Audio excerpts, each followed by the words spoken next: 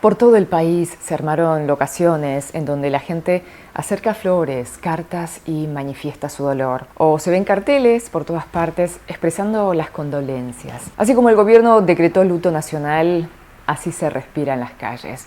Y detrás de cada víctima hay una familia destruida. Junto a la conmoción y desconsuelo crecen las voces de ¿por qué sucedió esto?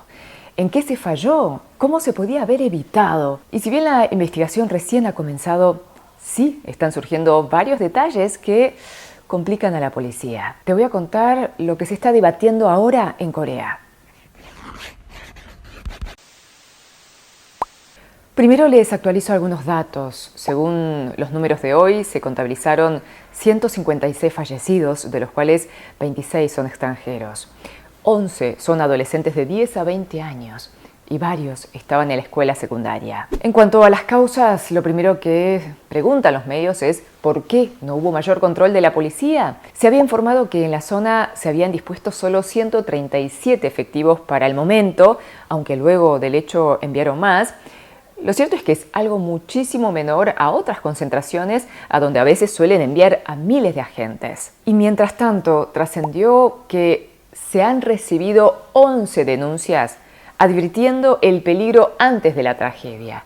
La primera denuncia data de 18:34 de la tarde, o sea, más de 3 horas antes del hecho.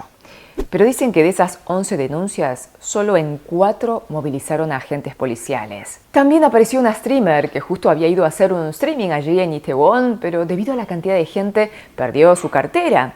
Entonces fue a hacer la denuncia del extravío a la policía y de paso le comentó que la situación estaba muy fea, que ella advertía peligro. Eran las 9 y pico, o sea, 1 hora antes del desastre. Toda esa conversación quedó grabada y se escucha que el policía le dice que hay tanta gente que ni ellos pueden ingresar y que iba a tener que esperar a que alguien traiga su cartera para objetos perdidos. Se publicó esta captura de las 20:30, o sea, 2 horas antes aproximadamente. Es de alguien que hizo una denuncia policial debido a la cantidad de personas.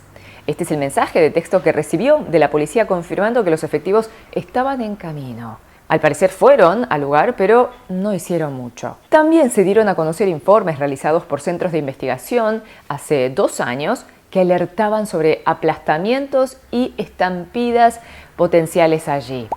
Es que Seúl es la 6ª ciudad más densamente poblada del mundo, con 15.699 personas por kilómetro cuadrado. Entonces también surge la pregunta de por qué no se pidió al subte o metro para que no pararan en esa estación, para evitar que salga más contingente de personas. Esta medida es algo que se suele tomar en diversos actos cuando hay mucha gente. El tren o subte no para y sigue a la estación siguiente. Bueno, aquí hay una contradicción de versiones. La policía dice que pidió a las 21:38 al metro o subte que no parara, pero las autoridades del transporte dicen que no fue así. También los medios informan que 4 días antes se había hecho una reunión entre la policía y los comerciantes de la zona y al parecer los comerciantes manifestaron su inquietud por este tema.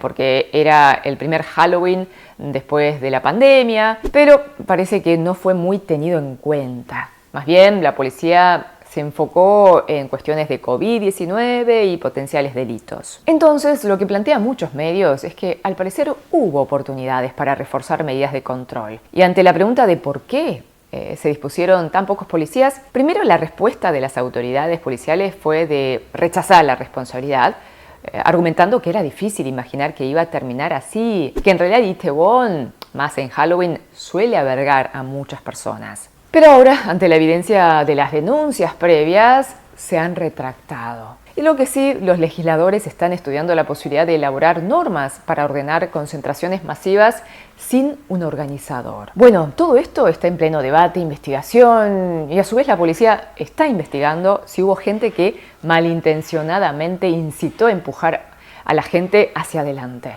Dicen que están revisando las cámaras de seguridad y han tomado declaración a decenas de testigos. Mientras tanto, todo el mundo del entretenimiento coreano está en pausa, cancelando shows, contenidos, eventos. Los canales cambiaron temporalmente su programación. Por ejemplo, Mnet canceló programas como Show Me the Money, Streetman Fighter, M Countdown. Netflix postergó el estreno de la serie The Fabulous con Minho, The Shiny. G-Dragon y el actor Lee Min-ho expresaron sus condolencias como tantos otros artistas. Las imágenes de los padres que no pueden procesar lo que sucedió es realmente desgarrador.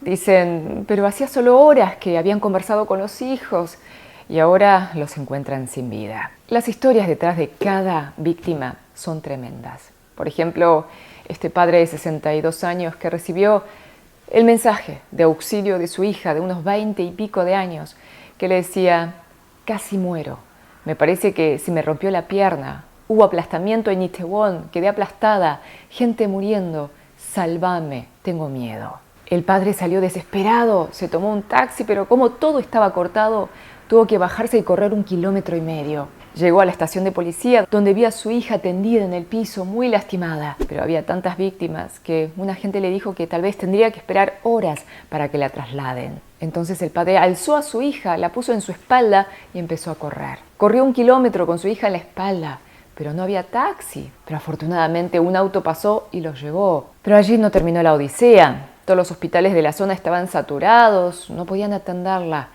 Estuvieron varias horas hasta encontrar un hospital que sí podía atenderla. Y la hija se salvó. Ahora ella y su padre hicieron pública esta historia para dar gracias a ese buen samaritano. O la historia de aquella parejita que se fue porque el novio estaba por enlistarse.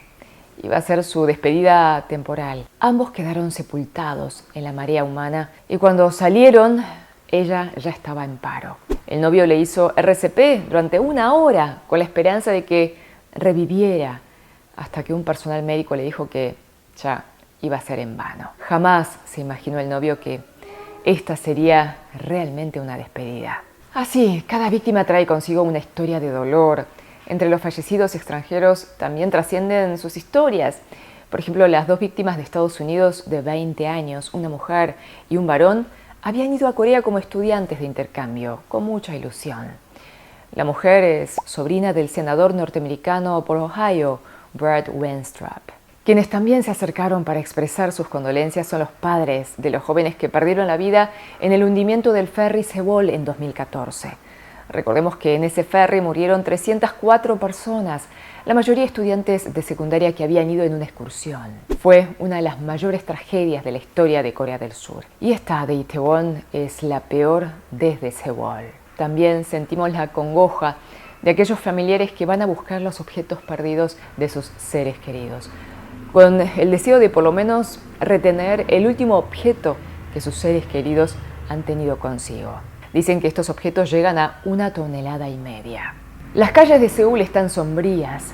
¿Será que el otoño se siente más frío? Los negocios de Itaewon han cerrado sus puertas y muchos permanecerán cerrados hasta el 5 de noviembre, respetando el plazo de duelo nacional.